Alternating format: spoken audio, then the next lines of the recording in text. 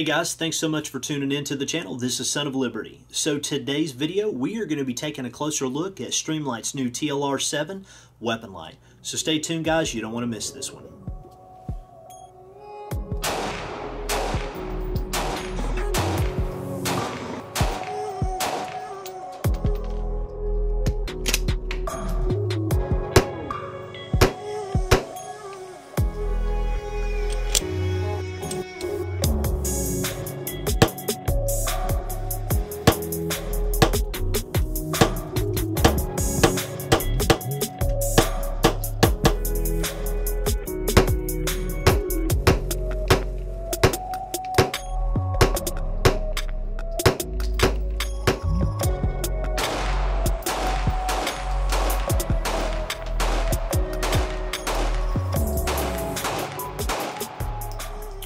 Alright guys, so when I first heard about the TLR7 being announced at SHOT Show, I've got to tell you that I was really excited.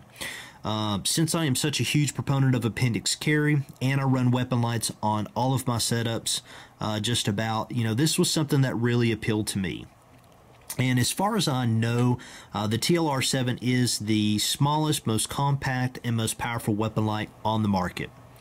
So over the years, I've had the opportunity to run a multitude of different weapon lights, from the Streamlight TLR1, the HL, the TLR6, the Enforce Gen 2, Enforce Gen 3, the APL Compact from Enforce, the Surefire XC1, the X200, the X300.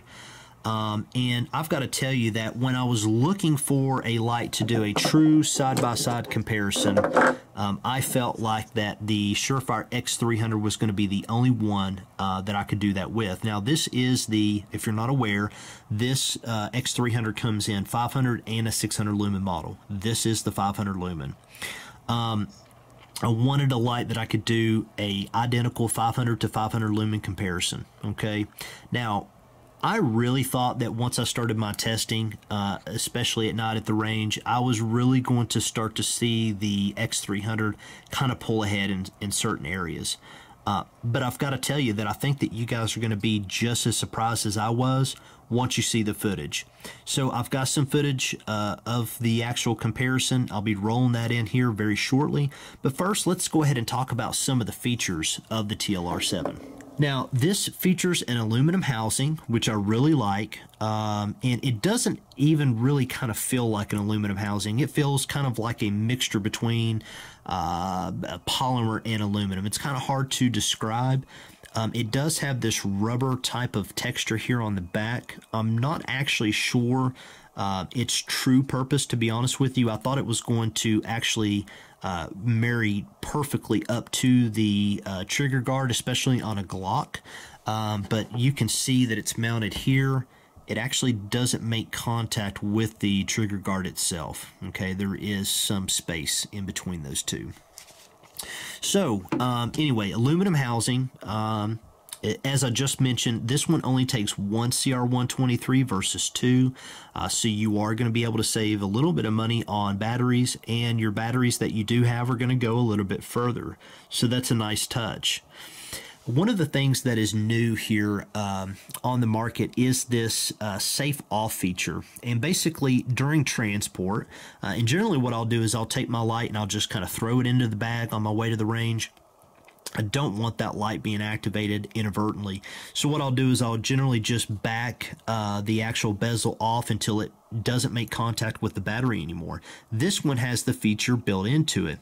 So all you do is rotate the bezel in the clockwise direction and it goes into safe off mode, which I thought was a really nice added touch. So good job on that, Streamlight. I really like that feature. So it also features ambidextrous controls, which is no surprise, right? It includes a key kit, which this is just basically is your adapters for a multitude of different platforms. You've got a 1913 here. Now this one has got the universal 1 already installed. And I'll have to tell you that I have tried a few of these different universals as well as the 1913 on a multitude of my platforms, and I've got to say that the Universal 1 is by far the best fit in my opinion. It also features IPX7 waterproof, and essentially in layman terms what that means is it is waterproof up to 3 feet, okay?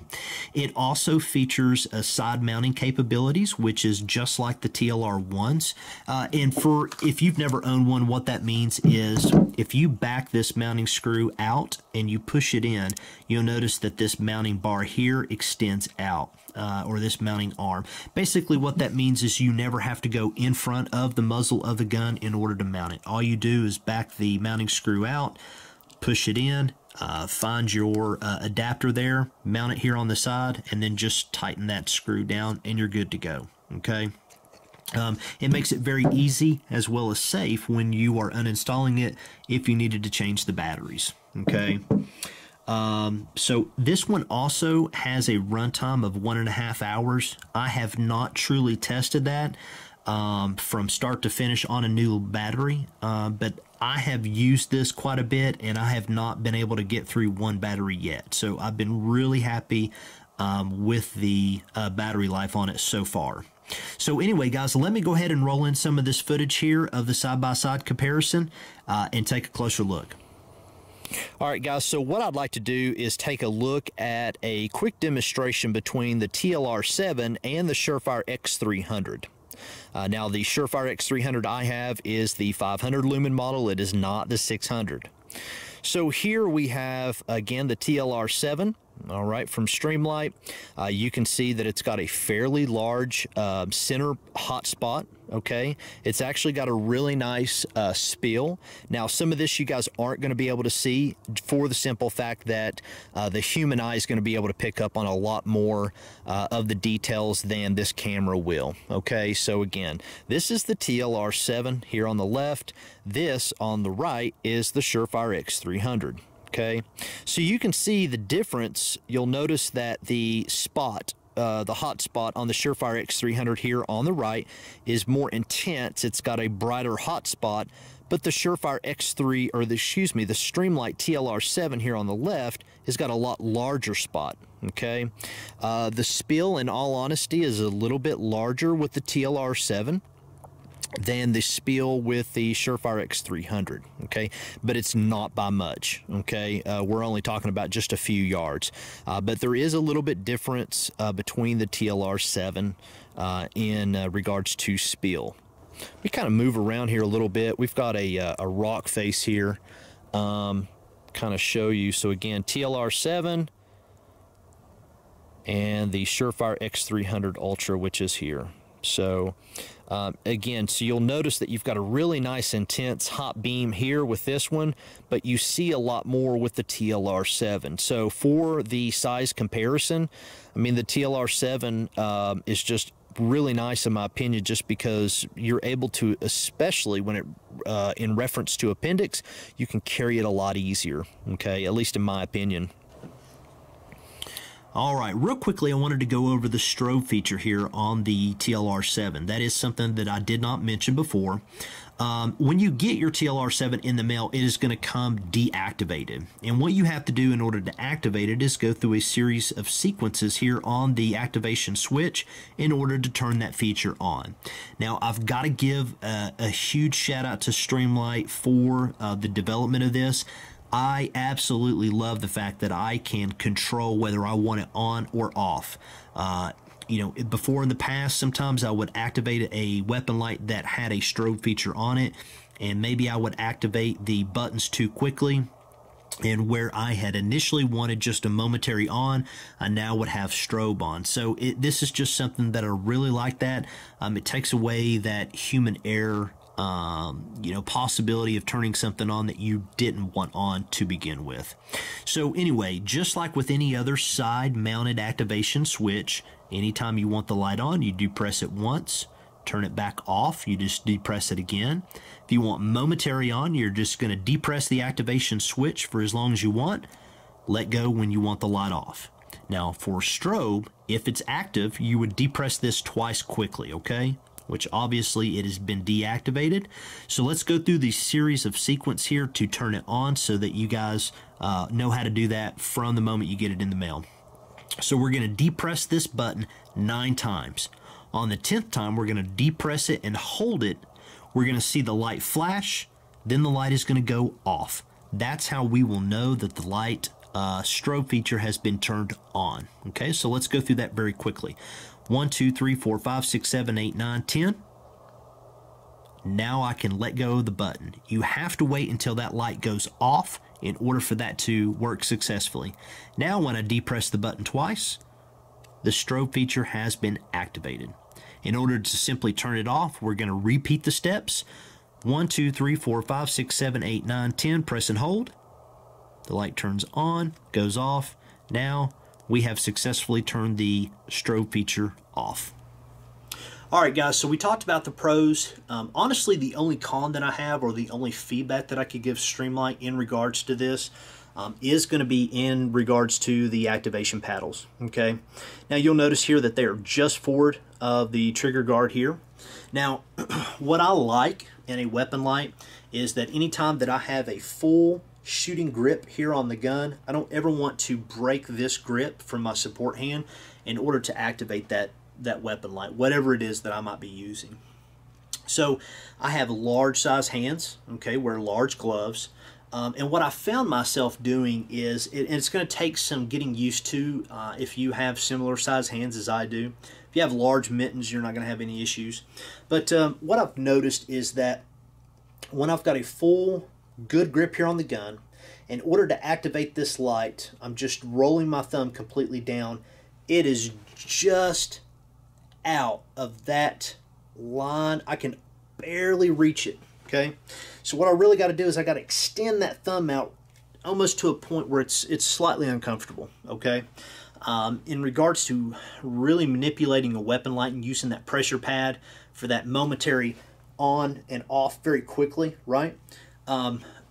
I do find myself having to break my grip just a hair, okay? And it's just enough. It's something I've had to kind of slightly train myself to do.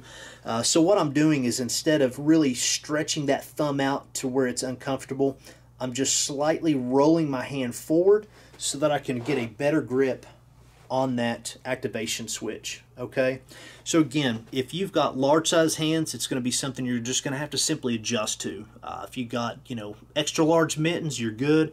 If you have medium to small size hands, this might pose somewhat of a issue, and it is going to be something that you're going to have to train with appropriately. So anyway, it is not a deal breaker for me, but it is something that I thought that I would mention. Alright guys, that is going to be a wrap on the TLR7 weapon light review from Streamlight. I do hope that you were able to find some of this information beneficial if you are considering making this one of your next weapon lights. So just a few quick updates here on the channel. We're getting much closer to that 10,000 subscriber giveaway. Some of the next videos that I'm going to be coming out with are going to be updating you guys in regards to that, in conjunction with also some updates in regards to some of the other platforms that I have started to expand out to, given some of the censorship here on YouTube, as you guys are aware of. So anyway, stay tuned for that, guys. If you are not a subscriber, click that link down below. There's going to be a bell icon. If you want to be notified about the 10,000 subscriber giveaway, that's how you're going to get notified first. I don't want you guys to miss out on this, because I'm going to make it worth your while.